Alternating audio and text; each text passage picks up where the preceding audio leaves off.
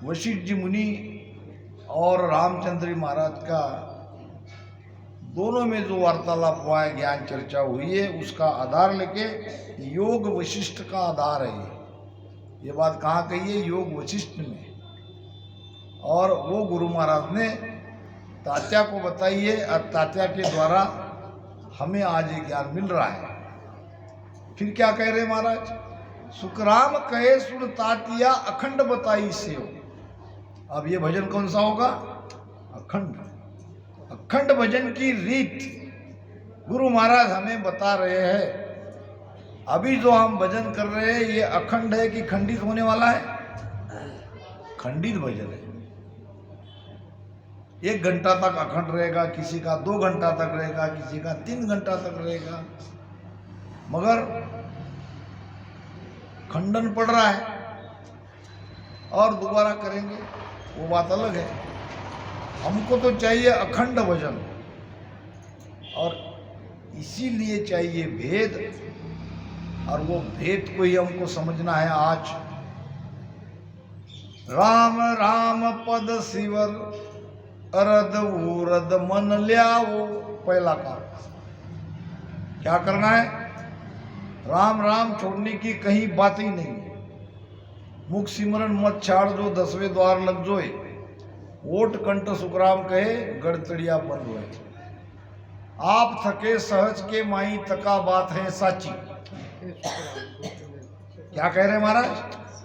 आप थके, भजन करते करते आप थकोगे, करते करते थकोगे और फिर रचना बंद हो जाएगी। उसकी बात सच्ची है।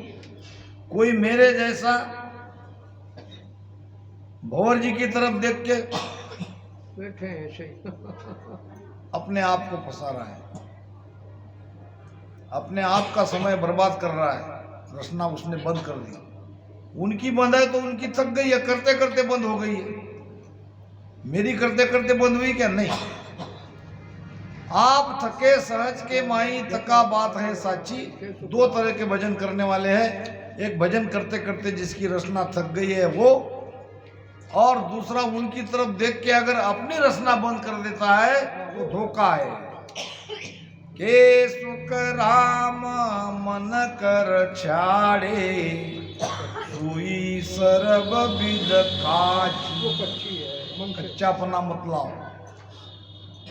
जब तक थकती नहीं है तब तक करो करो करो। यही स्थिति है, सबकी स्थिति यही है। मन से छोड़ दिया। बिल्कुल बढ़िया। करता भजन थके जे माई से सब थकने दीजे। के सुखराम मन कर नहीं। करता भजन थके जे माई से सब थकने दीजिए। भजन करते करते, अच्छा क्या क्या थकते हैं? भजन करते करते क्या क्या थकते हैं? श्वासा थकती क्या? रुकवाती जाती है। आप थकते क्या? नहीं, ये तो काम धंधा नहीं कर रहे। काम धंधा करते तो थकवा आता है। ये जीभ थकेगी, रचना थकेगी। रचना ही तो चल रही है, रचना ही तो चला रहे हम। सबसे पहले रचना थकेगी। तो जब थकती है तब थकने दो, और वो विशिष्ट जगह पे थकेगी। ऐसे यहाँ कहीं नहीं थकेगी वो, नीचे के चक्र में। तो इस बात को ध्यान में रखो। राम राम पद सिमर अरद उरद मन ल्याओ। अब क्या? ये जो पेट से श्वासा ऊपर ले रहा हूं ये है अरद।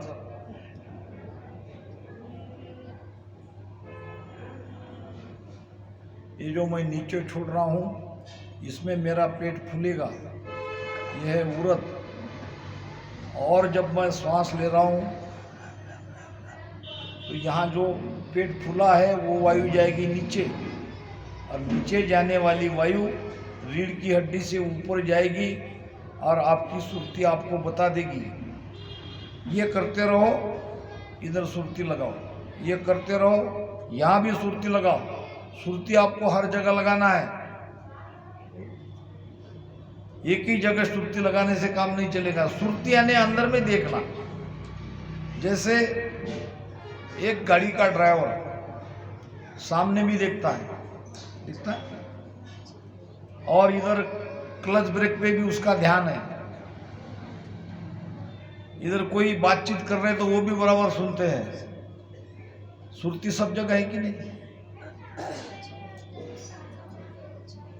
और नियंत्रण पर भी उसका ध्यान है, कहाँ कौन सा गियर लगाना है, कहाँ गाड़ी को कम करना है, उसका वेग वो भी करता है। तो सब जगह वो ध्यान रखता कि नहीं। ऐसे ही एक भजन करने वाला एक कुशल ड्राइवर है। वो अपने मन के तरफ भी ध्यान देगा कि कहीं मन भटक तो नहीं रहा है। भटकती यहां ध्यान ले आओ। फिर वो अपने श्वासा पे ध्यान देना पड़ेगा उसको। ऊपर खींच रहा है, नीचे जा रहा है, उसमें राम राम हो रहा है कि नहीं हो रहा है, रचना बंद हुई कि नहीं हुई है, ये भी देखना पड़ेगा सुरती से। और फिर जो भजन कर रहा है आधे घंटे में, पौन घंटे में, हमारा क्या हाल है, पीछे से हम ऊपर चढ़ रहे कि नहीं, ये भी सुरती से ही देखना पड़ेगा। आज आपको शाम को 8 बजे जो 1 घंटे का हमारा साधना शिविर है, उसमें ये सारी बातें काम आएंगी। राम राम पर भी ध्यान देना है, सांस उसास पर भी ध्यान देना है, मन भटक रहा है कि नहीं भटक रहा है, इसमें भी ध्यान देना है। और ध्यान करने के बाद क्या प्रतिक्रिया अंदर में हो रही है, क्रिया से कौन सी प्रतिक्रिया हो रही है, उसके तरफ भी ध्यान देना है। और शरीर के तरफ भी ध्यान है, शरीर हिल रहा है कि नहीं हिल रहा है। ये सारी चीजें आपको ध्यान में सब देख देख के आगे बढ़ना है। राम राम पद शिवर अरद उरद मन ल्याओ। मन को कहाँ लाना है, सांस और उसास में, उठते बैठते श्वास में। मन को भटकने नहीं देना है। महाराज कहते कि नेचे कबू एक रीजसी केक अर्थ पर आए। कभी न कभी कृपा होगी, कभी न कभी मेहर होगी, शब्द जगेगा और आप पीछम के रास्ते से ऊपर चढ़ोगे, चिंता मत करो। नेचे कबू एक रीजसी केक अर्थ पर आए, ज्ञानी यूं विचार कर निजमन सौंपो लाए। निजमन सौंप दो, निजमन सौंपो लाए, घेर मन सतगुरु पे लाओ। मन को घेर घेर के ये भेंट पे लाओ। सुख राम ऊपर लो व्यवहार रितरंग करत जाओ। ऊपरला व्यवहार क्या है, हरदस गाना, बाणी सुनना, सत्संग सुनना, ये ऊपर का करना है, ये भी करना है, जरूरी है। रंग लगता है, लगा हुआ रंग फीका नहीं पड़ता। गुरु महिमा गाओ, ब्रह्म स्तुति गाओ, आत्म सर गाओ, घट परचा गाओ, खूब गाओ हरजस महाराज के, और महाराज के ही गाओ, बहुत बढ़िया आनंद आएगा। हर राग के हरजस गाओ, उसमें गुण है। ये सब ऊपर का व्यवहार है। ऊपर लो व्यवहार रीत रंग करत जाओ। सुख राम बाण नित फेंकियो, केक लागे गो आय। नेचे कबू एक रीदसी के कारत पर आए। क्या करो, बाण फेंको। बाण फेंको का मतलब क्या, इस भेद से भजन करते रहो, करते रहो, करते रहो, कभी न कभी तो लगेगा।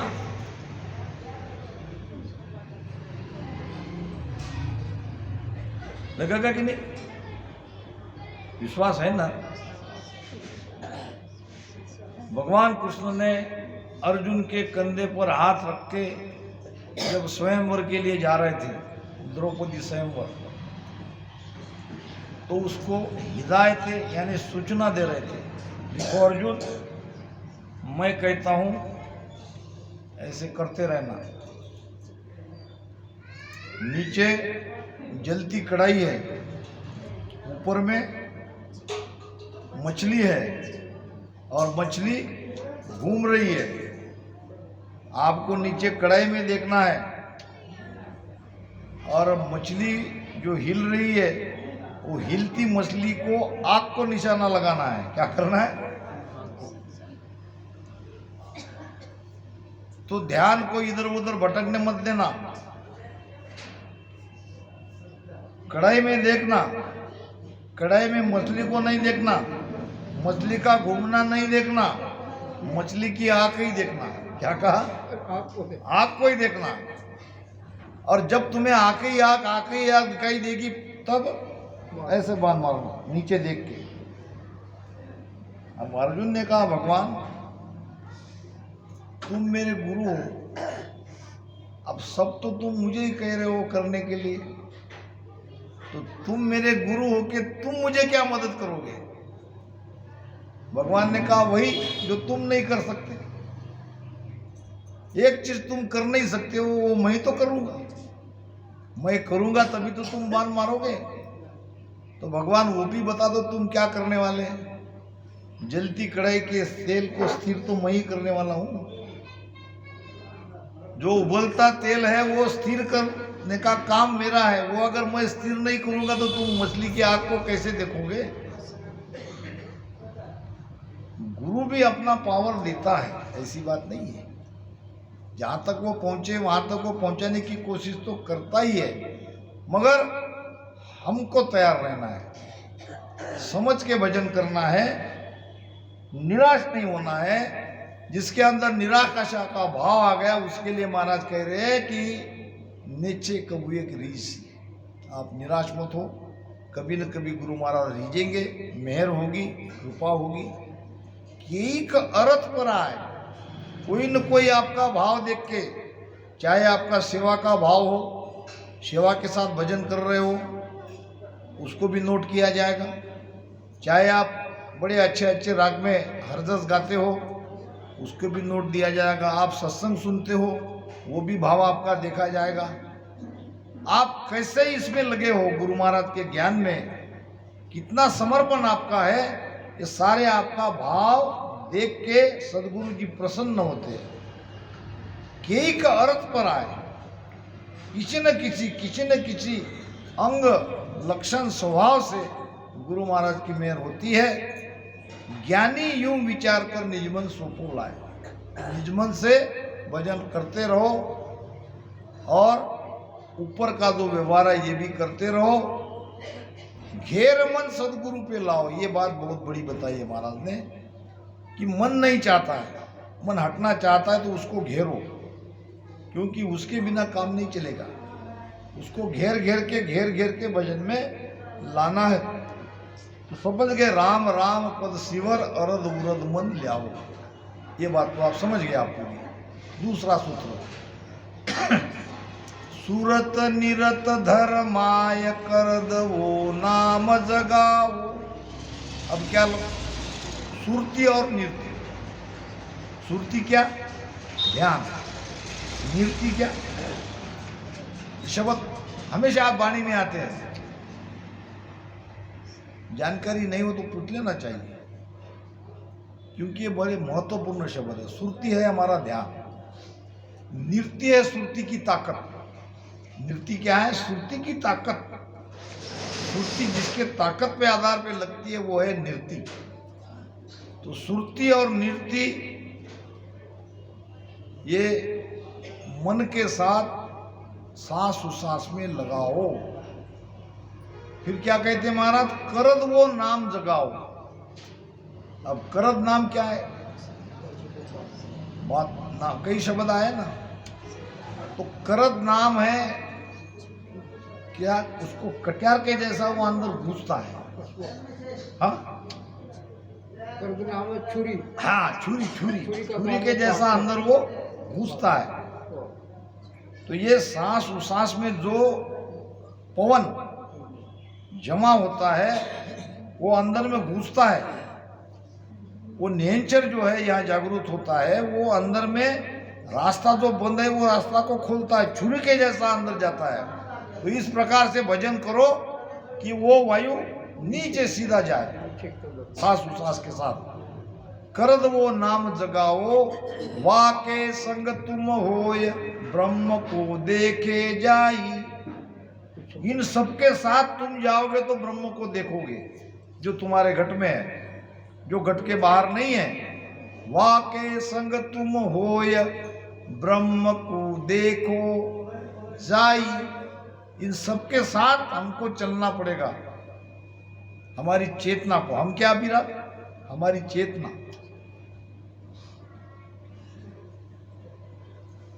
पार ब्रह्म को चैन द्वार 10वें के माई, वो परमात्मा के चैन 10वें द्वार के अंदर ही आपको दिखाई देने शुरू होंगे। पार ब्रह्म को चैन द्वार 10वें के माई। अब पार ब्रह्म के चैन क्या होने चाहिए?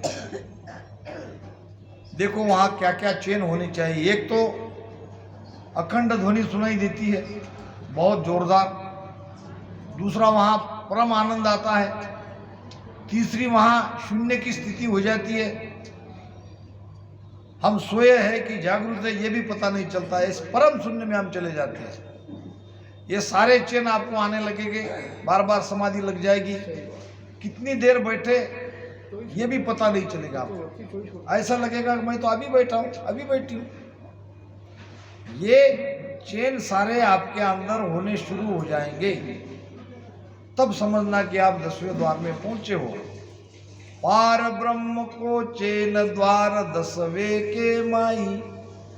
इनमें से एक बात तो सभी बताते हैं कि मेरी ऊपर धुन सुन रही है। अच्छी बात है, जब ध्वनि सुनाई दे रही है तभी तो कहते हैं। ध्वनि के साथ साथ वो परम शून्यता नहीं आई ना। अभी तो मन जैसा कि वैसा ही भटक रहा है, शरीर पर कोई कंट्रोल नहीं है, नियंत्रण नहीं है। वो ध्वनि सुनाई दे रही है आपकी पूरब की कमाई के आधार से सुनाई दे रही है। आपने पहले जन्म में भजन किया हुआ है, मगर अभी केवल अभी धुन को ही क्यों लेके बैठे हो? बाकी भी परम शून्य की अवस्था चाहिए। आपके मन के अंदर में विचार नहीं उठनी चाहिए, आप घंटों समाधि में रहने चाहिए, ये भी तो चीज उसके साथ है। इसलिए थोड़ा सा आनंद आने लगा, थोड़ी सी ध्वनि सुनाई लेने लगी तो ऐसा लगता है कि हम पहुंच तो नहीं गए।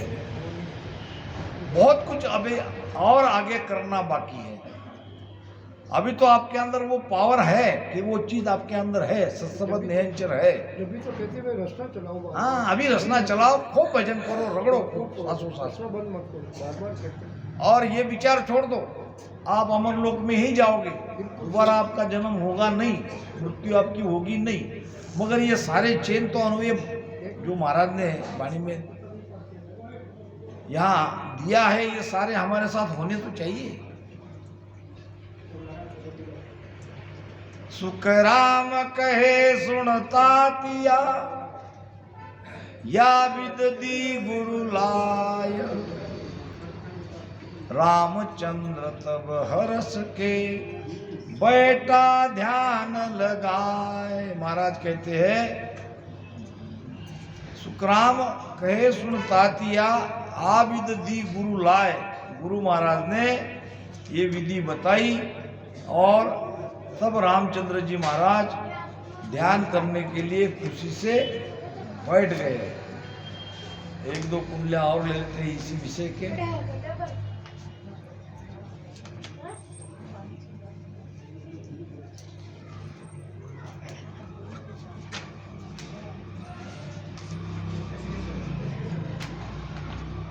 उलट गगन में चढ़ गया, लगो त्रिकोटि ध्यान। अब आनंद घट ऊपणा, फिर नहीं बूझे ज्ञान। फिर नहीं बूझे ज्ञान, राज रीता सब छाड़ी। दिन दिन अधिक स्वरूप, सूरत आनंद में गाड़ी। सुख राम कहे सुनता तिया, राम रया सुख मान। उलट गगन में चढ़ गया, लगो त्रिकोटि ध्यान। अब ये राम के लिए कह रहे, भगवान राम के लिए कह रहे गुरु महाराज, और हमारे लिए भी बहुत काम का है। जब हम कह देते हैं कि हमारा शब्द 10वें द्वार में है, तो हमारे जैसे तो कोई नकार नहीं सकते कि भाई होंगे, क्योंकि हमारे सामने तो आप ध्यान करते नहीं हो, घर पे ही करते हो। अब थोड़ा इसी को हम पहचानते अपने ध्यान को इस कुंडलिया के आधार से। भगवान राम के साथ क्या हुआ ये पहले समझ लेंगे, फिर भगवान राम की जगह हम अपने आप को रखेंगे। नहीं, अब जब वशिष्ठ जी महाराज ने भगवान राम को सासों सास का औरत वरुद का भेद बताया तो भगवान राम भजन करने लगे। ये कब की बात है? ये प्रसंग कब का है? ये प्रसंग है जब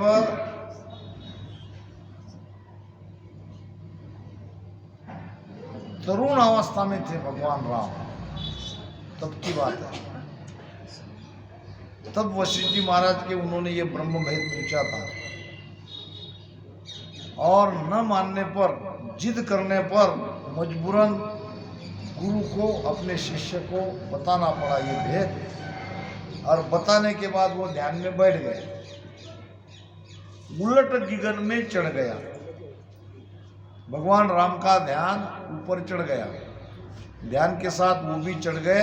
ये हमारे रास्ते से बंकनाल से 10वें द्वार में ध्यान चला गया और त्रिकुटी में ध्यान लग गया। त्रिकुटी से 10वें द्वार में जाया जाता ना, शब्द तो एकदम 10वें द्वार में चला ही जाता है, मगर ध्यान करते करते महाराज त्रिकुटी तक आ गए भगवान राम। अब क्या हुआ उनके साथ? अब आनंद घट ऊपड़ा, आनंद प्रकट हुआ घट में, फिर नहीं बूझे ज्ञान। फिर उनको गुरु महाराज को और कोई ज्ञान पूछने की आवश्यकता नहीं पड़ी। जो चीज पाना चाहते थे वो अनुभव में आ गई, मिल गई। फिर नहीं बूझे ज्ञान, राज रीता सब छाड़ी। क्या किया फिर उसने? राजा थे, राजा के बेटे थे, तो वो सारी रीत उसने छोड़ दी। राजरीत की रीत क्या है? राजरीत क्या है? शस्त्र चलाना, घोड़े पे बैठना, शस्त्रों को संभालना, तलवार को निकालना, ये सब राजनीति है कि नहीं? जो कि करना जरूरी है। अब ये छोड़ दिया इसने, सब कुछ करना ही नहीं है। राजरीता सब छाड़ी, दिन दिन अधिक स्वरूप, दिन ब दिन, दिन ब दिन, दिन ब दिन अधिक सूरत आनंद में गाड़ी। उस आनंद में सुरती लगा के ध्यान में बैठते रहे। सुखराम कहे सुन तातिया, राम रया सुखमाय। तात्या कह रहे, तात्या को गुरु महाराज कह रहे कि हे तात्या, इस प्रकार भगवान राम भेद मिलने के बाद, भजन करने के बाद त्रिकुटी में चले गए और उस आनंद में ऐसे खो गए तो उसने सारी राजनीति छोड़ दी और उसी में सुख मानने लगे। अब हम पे लाओ, हमारा क्या हाल है? वो तो राजनीत राजपाट सब छोड़ गए, हमको तो हमारा छोटा सा परिवार नहीं छूट रहा है। अगर हम दावा कर रहे हैं हमारा ध्यान त्रिकुटी 10वें द्वार में है, तो एकाध दिन तो छूटना चाहिए। नहीं छूटना चाहिए? छूटना चाहिए। जोर जबरदस्ती छोड़ नहीं सकते, जोर जबरदस्ती वाला मामला यहाँ नहीं है। अपने आप छूटता है, अपने आप छूटता है। इसका अर्थ ये भी नहीं कि यहीं बैठे रहो, ध्यान में सातत्य चाहिए। यहाँ आप ध्यान करने बैठ गए हो, आपको त्रिकुटी में आनंद आ रहा है, कोई 10वें द्वार का आनंद ले रहे हैं, तो आपको घर में अगर कोई देख रहा है तो आप ध्यान करते दिखने चाहिए। जो काम आपका है वो कर लिया, किसी को भोजन बनाना है, किसी को और कोई काम करना साग सब्जी लाना है या जो भी है, सब कर लिया। सब करने के बाद वो भजन में ही रहेगा अगर उसको आनंद आ रहा है तो। ऐसा नहीं होगा कि संगत में आके ध्यान करेगा फिर उधर घर का ही काम करते रहेगा। इसका मतलब वो चीज मिली नहीं है, अभी वो मिली नहीं है। अगर मिल गई तो उससे प्रीति हटेगी ही नहीं। प्रीत न छिपे छिपाई संतो, प्रीत न छिपे छिपाई, मूंगी बस्त को सूंगी जाने, हाण को नहीं भाई। मूंगी बस्त को सूंगी जाने, हाणन पो नहीं भाई। राम हाणन पो नहीं भाई, प्रीत न छिपे छिपाई संतो, प्रीत न छिपे छिपाई। कौन सी प्रीत, कहाँ लगी, कब लगी? वो प्रीत जो नाम के साथ लगी, निरंजन के साथ लगी, परमात्मा के साथ लगी, सदगुरु से लगी। अगर लग गई है तो इसको आप छुपा नहीं सकते। प्रीति छुपाई नहीं जा सकती, प्रेम छुपाया जा सकता है। प्रेम में घटबाद है, प्रीति में घटबाद नहीं। प्रेम में घटता है, बढ़ता है, कम भी होता है और चला भी जाता है। प्रीति लगती नहीं है, लगती तो हटती नहीं, और लगी हुई प्रीति को आप छुपा नहीं सकते। अगर कोई छुपा रहा है, मतलब यहाँ ही प्रीति लगी ऐसा दिखा रहा है और घर में वो उसको छुपा रहा है, तो क्या होगा? हानि होगी। किसकी? आपकी। इतनी ऊंची चीज आप छुपा रहे हो, लगती तो नहीं, तड़प रहे लोग, राम राम कर रहे हैं, हमारा क्या होगा, कब होगा। तो माता जी यहाँ ये बैठी है, माता जी मुझे पूछ रहे थे मेरा क्या होगा। ये तड़प चाहिए अंदर से। 80-80, 85-85 साल की कोई माता जी अगर पूछती है कि हमारा क्या होगा, तो मतलब अपने बारे में चिंतित तो है, कम से कम चिंता तो कर रही है। तो अगर ये प्रीति आपकी लगी है तो आप इसको क्यों छुपाते हो? घर बाहर एक रखो, समान रखो। अगर छुपाओगे तो आपकी हानि है, आपका नुकसान है, क्योंकि ये बहुत महंगी वस्तु है। सदगुरु से प्रीति लगना, नाम से प्रीति लगना बहुत बहुत, इससे ज्यादा दुनिया में कोई महंगी बात नहीं है। और ये महंगी चीज कुदरती आपको मिल गई है, परमात्मा की कृपा से आपको मिल रही है, तो इसका खूब आनंद लो।